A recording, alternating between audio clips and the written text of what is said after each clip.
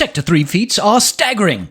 No, sorry, I mean Sector 3 feats you need to stagger people. You need to inflict doubt a heck of a lot of times. I'm very sorry if you don't have Aphra, but I do have a solution for you. And then we need to win 14 battle with resistance characters, which after the Lightspeed bundle packs I'm sure everybody can achieve. And then defeat 10 enemies with Princess Kneesaa. Kneesaa. I need a drink.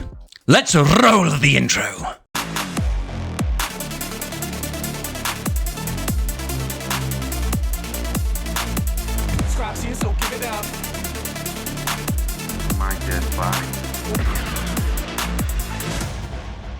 Righty ho ho then, holotable heroes, that's a lot of H's, but I do like alliteration, so it's not so bad. Before we get started on the teams that we're going to be using today, I want you guys to take a second, just take a moment, sit back, breathe, take it all in. First and foremost, make sure you try and keep an eye out for a good team that you can use debuffs against. I'm talking about teams like General Hux here with his accompanying First Order allies, most particular crew. You need that guy because he's thicker than a snicker than a barn door. You know what I mean? Something like that. I know, you get the picture. This guy, you can do it against Xaereth with Starkiller. You could do it against Phoenix. Phoenix will work. Just try not to find somebody with too much AoEs and you'll be absolutely dandy. Also, it is quite useful to make sure that you do keep track of what data disks you're using. There's going to be a couple of debuff feats here, so try not to go throwing around all your Amplify Agonies on at the same time because you'll find it quite difficult to get these feats done. I will warn you when you need to remove them, so don't worry, your boy Scribble's got your back. Okay, so we've got a couple of feats. We know that much, and I've got a guide for every single one of them. Let's start off with a couple of resistance teams for you gentlemen, and gentle ladies, and just gentle people in general. Alrighty, we'll get the ball rolling with something that's fairly easy and accessible to everybody. This is a resistance team with no GL Ray. We just got the Bag Bros, OG Finn, OG Poe, and we're throwing in Holdo in there because she's got some moves, I've heard. Now, this is on the bonus node at the end of the sector because, you know, I'm a good guy, I'm not a great guy. I'm not going to waste all my energy against easy nodes. I want to get some Datacron materials when I record these videos for you, so give me a break. Plus, it means that you could do this too at the end if you didn't get it as you were going through. Anyway, these guys have got a lot of damage, but make sure you do go ahead and throw in those Amplify Agonies and all that sort of business just to make your life that little bit easier. They're pretty solid, and you should be able to use them at least once or twice a day in order to hit those beats. Not too bad. You can also do it with another Ray team that we're going to be showing you in just a little bit of a moment now. So once again, we're going in against the bonus node of the sector because, as we have established, I am no philanthropist here. I'm here for your money, guys, so like and subscribe. Comments down below. Tell me why my head is so bald. Please do. Anyway, moving on. This team can certainly do that end sector node, that bonus node, because it's, you know, it's not particularly difficult, but you do need to make sure that you prioritize your targets a little bit. You don't want to go ahead and just leave Merrin out in the open. You also don't want to go ahead and leave Daka just at free reign, because otherwise the Night Sisters will do that thing where they just don't die. Do you ever get the feeling when you're facing a team and you're like, why won't you die? Yes, Night Sisters are that team. They are terrifyingly scary, but, you know, with enough hatred, with enough zealotism, and enough purges from our good boy R2-D2, you too can burn out an entire race and commit genocide. It's going to be a good time for Dathomir. Anyway, moving on. This next one that I've got for you, ladies and gentlemen, is a bit of a doozy. Okay, before we begin, let's pause this video right here, right now. You can earn yourself a rather wonderful consumable in this game called Deployable Cooling Systems. You can get it by winning 20 battles with your Wookiees. I recommend you come back and do this feat once you've got that. Okay? It will make this, in particular, if you don't have Aphra, guys. This is for people without Aphra. Let me rephrase. So before we get started on this whole shebang of getting your staggers and getting your doubt without using Aphra, a little proviso here, guys. I am using a consumable that is necessary. It is necesario, okay? Vale? En serio. Basically, you have to get the Deployable Cooling Systems consumable. You can get that by winning 20 battles with your Wookiees. Now, you don't need this consumable in order to get this feat done. It just means that you'll get it done in like 4 fights instead of 400 fights. You dig? It's just, if you don't have Aphra, Malgus is the only gentleman that can apply doubt to people. And because he's the only person and he can only do it once and the spread doesn't count, so it's got a cooldown of 4, flipping 4, and Malgus is slow as molasses. Anyway, the stagger one is not so bad, but if you've got deployable cooling systems, if you have that consumable, use it. Throw in this team with Malgus, with GMY, with Treya, with Snack T, and with our good girl Basti Fallen. She provides the fear and the AoE staggers. Malgus is there for the doubt. GMY is there to spread buffs. Deployable cooling system. When you gain buffs, you have a chance to reset your cooldowns or reduce your cooldowns. So we are just going to constantly be using Shakti to pass speed up and Tedeschi up to GMY, who's then going to spread all the buffs. Because he spreads so many buffs, everybody's going to decrease their cooldowns. He will always spread buffs. We'll be able to isolate a character of our choice. I choose General Hux usually. Decrease the cooldowns on Malgus, so every single time Malgus gets a turn, he gets to use his second special, do a big yeet yeet skeet, and that applies doubt. And if you doubt my abilities to provide you with cheesy tactics in order to complete your feats, then I say nay, you are wrong, sir. That is what your boy Scribble is here for. Now, I was able to do about 15 to 20 doubts with Malgus per battle. It does mean, guys, most importantly, do not, and for the love of all that is holy, do not finish the battle.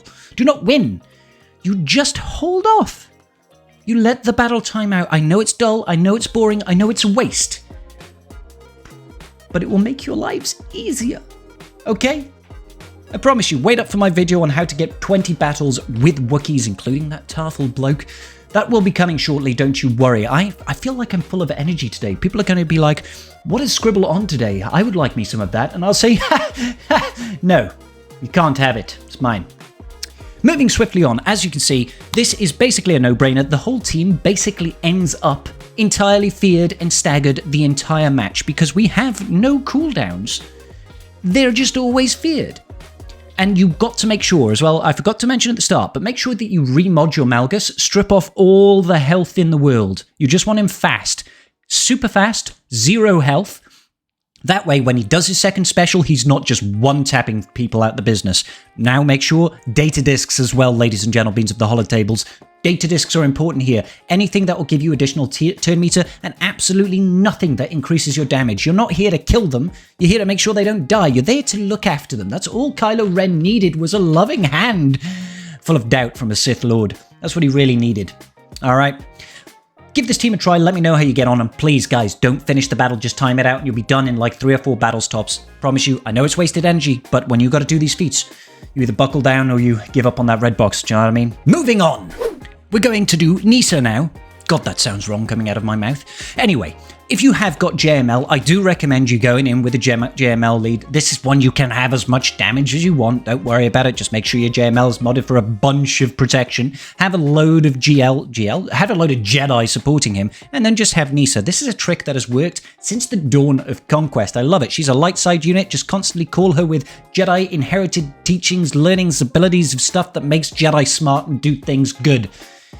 Just use that on her when the enemies get low on their health, and typically try to find yourself a team that you can farm kills on. This team here, for example, Newt will revive. Django's got Bounty Hunters resolved. That means he revives, guys. You've got GBA, who summons a Brute, who can resummon the Brute. More kills. If you can go up against something like Imperial Troopers and still win, they are an ideal team for it. You can try your luck in the sector bonus node with, those Night Sisters, but honestly, I find those witches a little bit scary, and quite frankly, the idea of an undead Kneesaa is quite literally terrifying, and I don't ever want to see that happen in my existence. Now, this isn't the easiest, I know, guys. Sometimes you'll accidentally kill them with dots, or somebody else will steal the kill, and Kneesaa will get mad and threaten to cook your family or something, I don't know.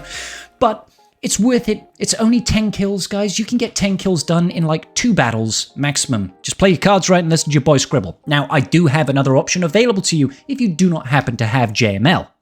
And that team is, yeah, it's Ewoks, guys. Did you know that Kneesaa was an Ewok? It was news to me as well. I actually remodded my Paplu for this one. He gains quite a lot of bonus speed when he's not taunting. He gains like 50% speed, so I just threw a bunch of speed mods on him. It's like shoving a rocket up his behind and saying, "Go, Paplu, go like the wind!" And then, yeah, just hopefully get calls with Princess Kneesaa. You can see, oh, there you go, she killed her. Oh, yeah, it's like pulling teeth, guys. I will be honest. This is not fun for anybody involved, but I'm not here to have you, give you a good time. I'm here for you to get your feats done. I'm trying to help you. I'm not trying to hurt you. Very good. So you can, like I said, you can play your luck a little bit here and see. God, look at Kneesaa getting those kills. You can try and play your luck a little bit here and try to get the sector bonus to revive some of those Night Sisters, but honestly, it feels a little bit like you're tempting fate. Moving swiftly on. We are coming up to the mini-boss node, and this one was interesting. We've got Darth Vader and Wampa. I was looking at this and I was thinking, what? Who? Why? Wampa with... whatever. But anyway, we need to win with Jedi and no online Force users, and we need to win with Zori Bliss surviving. And the brilliant thing about this is you can do it both feats in one battle, even with a trash tier Zori Bliss. Isn't that wonderful? Now, this team is a little bit different because Wampa has got its Omicron available to him, which is a little bit rude if you ask me, because 1, this is not GAC, and 2, you've got an ally with you. That is just rude. You also can't debuff them. But don't worry, I have a solution. So the idea is to go in with a Bosk lead team. We're throwing on all of our offensive data discs that we can. We want to do boatloads of damage, boatloads of TM, okay?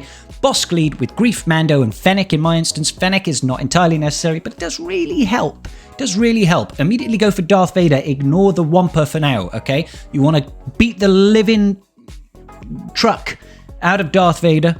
It's like a big old Mack truck. That's how you want to hit him. You hit your contract, you kill him with a kick to the face, and then now you need to do the mass assist with Bosk here. That will hopefully give your Mando some TM, just like that. And Mando is like, you know what, I don't even like Wampa. You go to delete him, but Fennec has already killed him. The idea was Mando was supposed to delete with the Ambam rifle, but hey, my Gear 3 Zori Bliss didn't even need to take a turn. Good times, guys. How about that boss feat, though?